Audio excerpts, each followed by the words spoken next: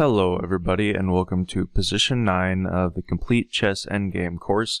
Here we are still in the king and pawn endings, and this is quite an interesting position because we're starting to get into, the deeper theory of these types of positions, although once you understand it, it's actually simple.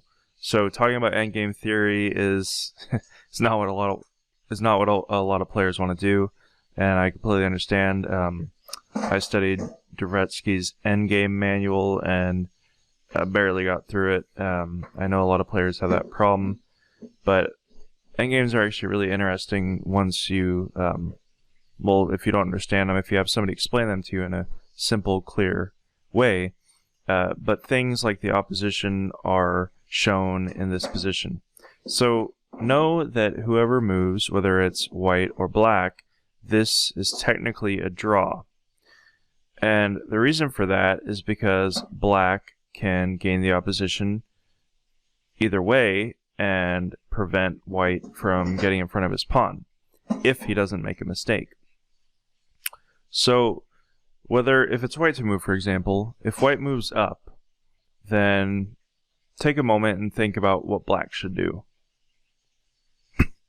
Alright, so in this position, what black wants to do is he wants to maintain what's called the distant opposition. And you do that, a definition could be said that the distant opposition is when there are an odd number of squares, whether 3, whether 5, whether 1, between the opponent with the opponent to move. Now, this might seem a little complicated, but it's really not. So, for example, in this position, black needs to move king to f6, and you notice that there's 3 squares with white to move. And what this leads to is now if white moves forward, black will move forward as well, and then there will be 1 square. If white moves forward here, black will move forward here, and then there will be 1 square between the kings with white to move, which means that black has the opposition and white cannot outflank black.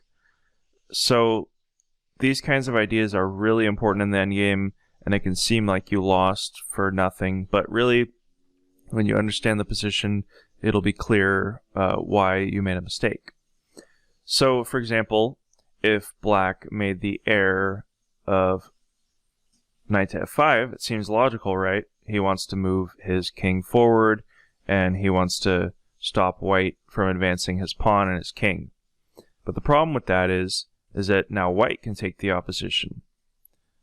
But of course black didn't have to do that, so he made a mistake. But I'll show you what happens. So now, because of 1 square between them, but it's black to move, black either has to move here or here, which allows white to move either here or here, outflanking black.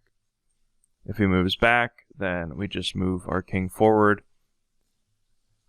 and now he'd outflank black. Because black moved here, he can gain space. He wants to control this square and be able to usher his pawn down the board. Now, the key thing in these types of positions, if black does make a mistake, is you want to put your king as far as possible before you advance your pawn. So now white is ready to advance his pawn because he can get his king in front of it. And you see in this position, black has to move either here or here, which allows white to gain control of a square and usher his pawn in. And now black can't stop the white pawn. Of course, this is preventable, so if we play the line out, if black makes the correct moves, maintaining the distant opposition, then he's able to meet all of white's moves. If white moves here, black moves here. So if white starts to try to advance his pawn, then we just have a simple draw where black can just usher his king or shuffle his king along these 2 squares and prevent white from making any progress. And we end up with a stalemate in this position. Alright, so what if white moves here, tries to be tricky? Now, the king doesn't want to move here because that would be an even number of squares, 4. So actually he needs to move forward and maintain the distant opposition. So these concepts once you understand them, are actually simple to apply, but of course, when you're in a game situation, they can be very complicated, just because one simple move can really lead to 10 moves later a loss, and you might not see it until then. And this is why it's important to study endgames, is not just because they're dry and simple and boring, but actually they can teach you a lot about tactics, about calculating one simple move that leads to a win or a loss many moves later. And so actually endgames, especially king and pawn endgames, are very tactical and they require a lot of calculation.